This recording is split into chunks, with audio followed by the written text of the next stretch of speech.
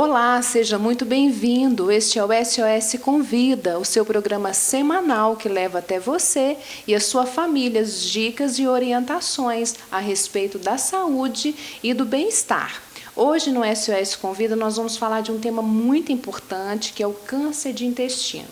O câncer de intestino é o segundo tipo de câncer mais comum e também um dos mais preveníveis. E para falarmos sobre esse assunto, nós convidamos a doutora Fernanda Elias Rabelo.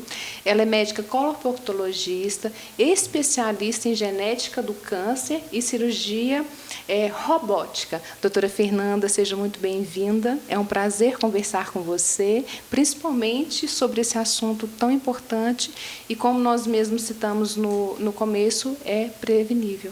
Exatamente. Primeiro também agradecer mais esse convite, da SOS do Câncer. Para mim é um prazer falar de um assunto que eu estudo muito e que eu gosto muito por isso que você falou também, Patrícia. Pela possibilidade da gente fazer uma prevenção eficaz. A gente fala que de todos os tumores, talvez o câncer do intestino seja o único que seja 100% prevenível. Por quê? Porque se a gente faz a colonoscopia no tempo certo, se a gente faz a prevenção no tempo certo, a gente tira o pólipo antes mesmo dele ter alguma transformação maligna. Então, a gente evita, de fato, o surgimento do câncer intestinal. Que ótimo.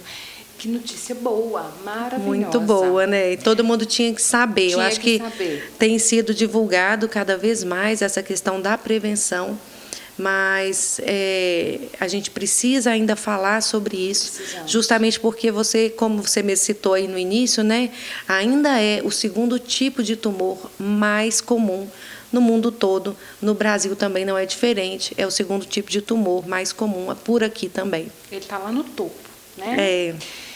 Doutora Fernanda, nós vamos fazer um jogo de palavras. Tudo bem. Eu vou te falar uma palavra e eu quero que você destrinche sobre esse assunto, tá bom? Tá bom. Então, a primeira é sintomas.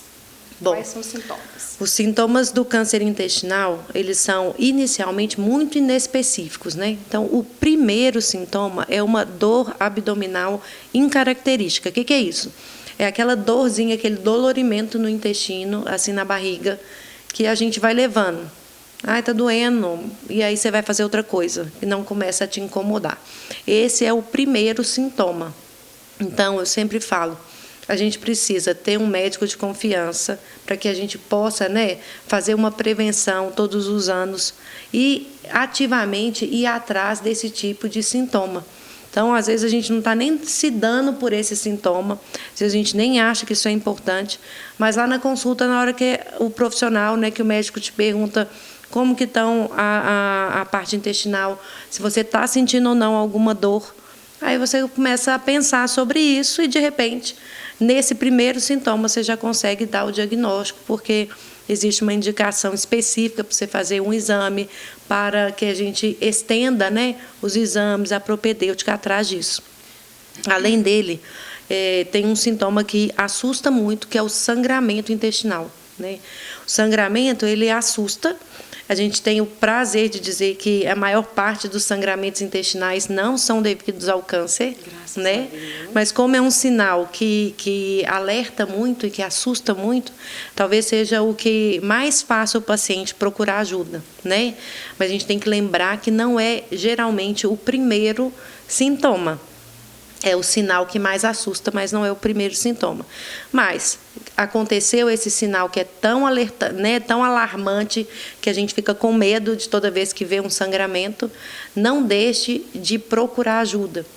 A gente ainda tem muito preconceito em relação às doenças anorretais, A gente fica com muito medo, com muito receio de falar, seja para o pai, seja para a mãe, seja para a esposa, para o esposo. E aí a gente vai deixando a coisa passar, sendo que podia estar fazendo também um diagnóstico precoce, se for o caso de sangramento por conta de uma lesão cancerígena, E você falou sobre a dor de barriga. Essa dor na barriga, ela vem associada de algum inchaço? Você coloca a mão, dói, alguma coisa assim? Ou é uma dor de barriga? Normalmente não. Não? Não, mas esses desconfortos abdominais, né, esses desconfortos intestinais, esse estufamento, também podem ser uma das causas do câncer, né? Hoje a gente sabe que existe uma relação entre o desequilíbrio da flora do intestino, que se manifesta muito dessa forma, né? Com o estufamento, com a má digestão, com o funcionamento irregular do intestino. A gente sabe que tem uma correlação quase que direta, né? Entre esse desequilíbrio da flora do intestino com o desenvolvimento ou uma predisposição maior ao desenvolvimento do câncer intestinal. Então, o que é que fica assim de mensagem, né, para ficar fácil da pessoa entender? Qualquer alteração no seu jeito de funcionamento do intestino, seja para mais, seja para menos, seja começou a distender, começou a acumular gás, é sinal que você precisa procurar ajuda.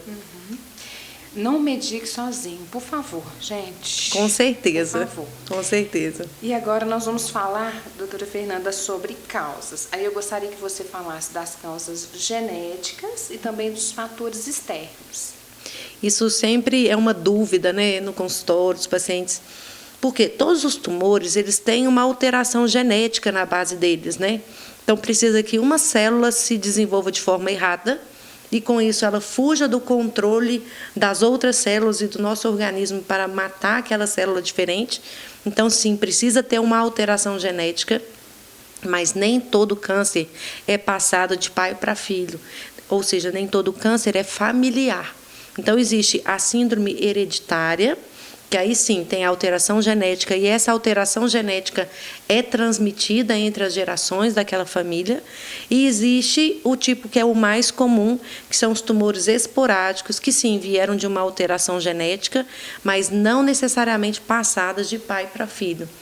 Então precisa primeiro acontecer essa alteração genética, e aquela pessoa que tem essa predisposição, é claro que ela piora essa chance dela, né, ela aumenta a probabilidade de desenvolver um tumor quando ela acrescenta fatores negativos externos. Então, uma alimentação pobre em fibras, rica em gordura, rica em farinha branca, rica em componentes industrializados, né, então em conservantes.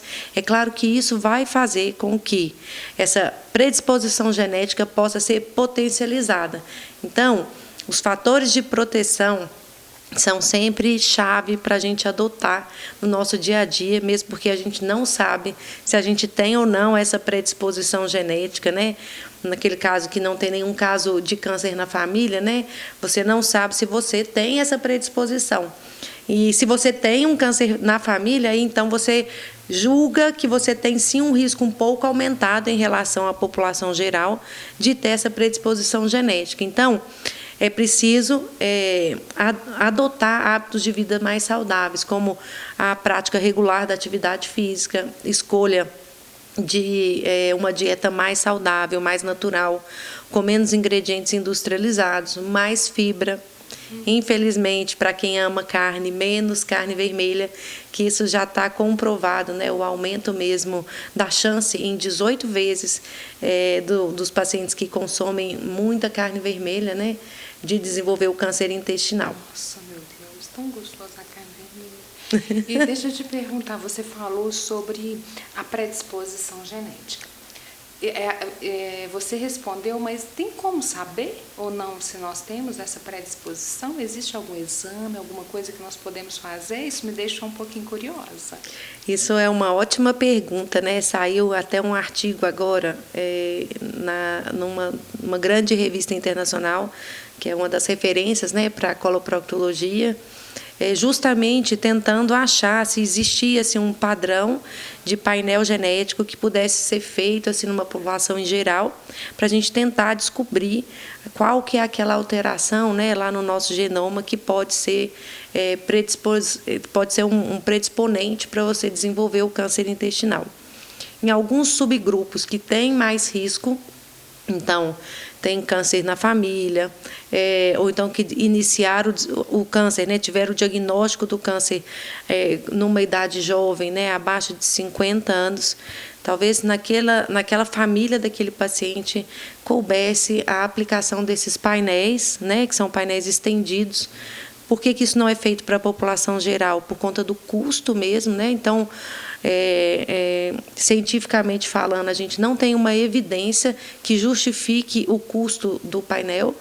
E mesmo para essas famílias, né, que têm o desenvolvimento do tumor num estágio mais precoce, né, a gente chama de early onset, né, que são aqueles pacientes que desenvolveram o tumor intestinal antes de 50, antes até de 40 anos, mesmo nesse subgrupo de pacientes, esse valor ainda é questionável, a aplicação desse teste para a gente tentar identificar essas mutações que a gente chama de linhagem germinativa, quer dizer que não é passada, então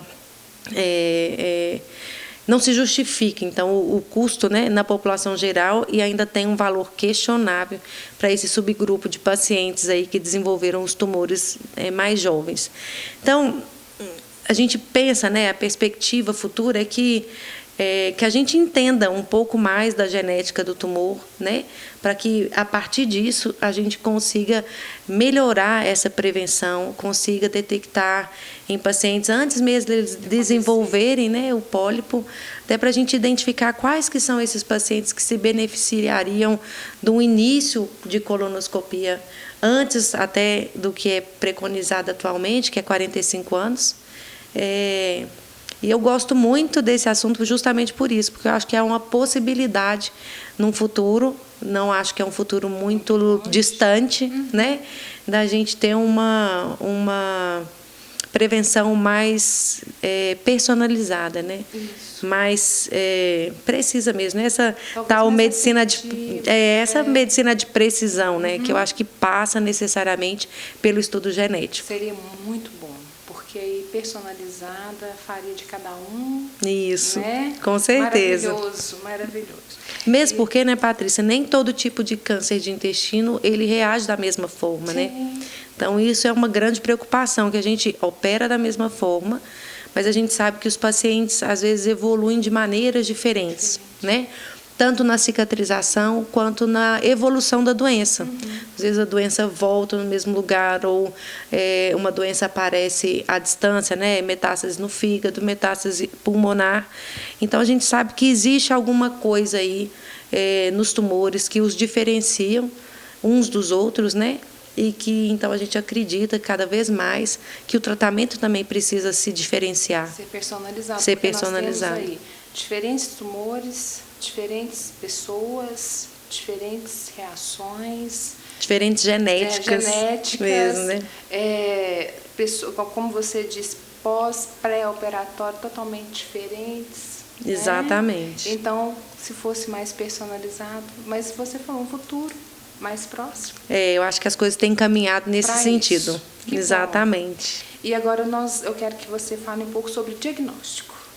Então, o diagnóstico ele é essencialmente por colonoscopia, né? Em alguns casos, o paciente ele vai fazer um exame de imagem por uma outra queixa qualquer, e pode acontecer de, por exemplo, numa tomografia ou num ultrassom, identificar lá um espessamento, uma alteração intestinal, mas que isso, quando acontece dessa forma, invariavelmente vai ser indicado o paciente fazer a colonoscopia. E aí, na colonoscopia, a gente passa uma câmera, né, por dentro do intestino, e aí a gente vai achar essa lesão e fazer a biópsia, que é coletar um pedacinho dessa lesão, para a gente ver qual que é o tipo tumoral, né, para a gente poder propor o melhor tratamento. Então, hoje, a indicação para quem não tem nenhum sintoma, para quem não tem nenhum caso na família, é que inicie uma colonoscopia de prevenção aos 45 anos. Antigamente, até aí uns 2, 3 anos atrás, essa indicação ela ainda era para os 50 anos, mas hoje a gente iniciou a indicação dessa colonoscopia preventiva, essa primeira colonoscopia aos 45. Isso para pacientes que não têm fator de risco. Nos pacientes que têm fator de risco, por exemplo, uma história na família de um tumor intestinal ou de qualquer outro tumor que se relaciona com o câncer de intestino, por exemplo, os tumores do ovário, os tumores do endométrio. Então, esses outros tumores que se correlacionam, se a gente tem esses tumores familiares, precisa também iniciar a prevenção intestinal de uma maneira mais precoce. Mas aí quem vai saber fazer essa indicação para a população que tem fator de risco, aí seria mesmo ou um oncologista clínico ou um coloproctologista da confiança. Então não tem uma idade ideal, não. Aí o médico tem que indicar. Quando a pessoa tem um caso na família. Normalmente, a gente fala assim, se existe um paciente dentro da família que desenvolveu um tumor intestinal, a família deveria começar a fazer a colonoscopia 10 anos antes do diagnóstico daquela pessoa. Então, por exemplo, se teve um tumor aos 40 anos, toda a família deveria começar aos 30 anos. Toda a família. Toda a família. Toda a família de primeiro grau. Especialmente os de primeiro grau. Irmãos, filhos, né? E para você que quer saber mais sobre o câncer de intestino, sobre cura, tratamento, não deixe de assistir o próximo programa. Nós vamos falar mais sobre isso com a doutora Fernanda Elias. Um beijo, até lá, fique com Deus.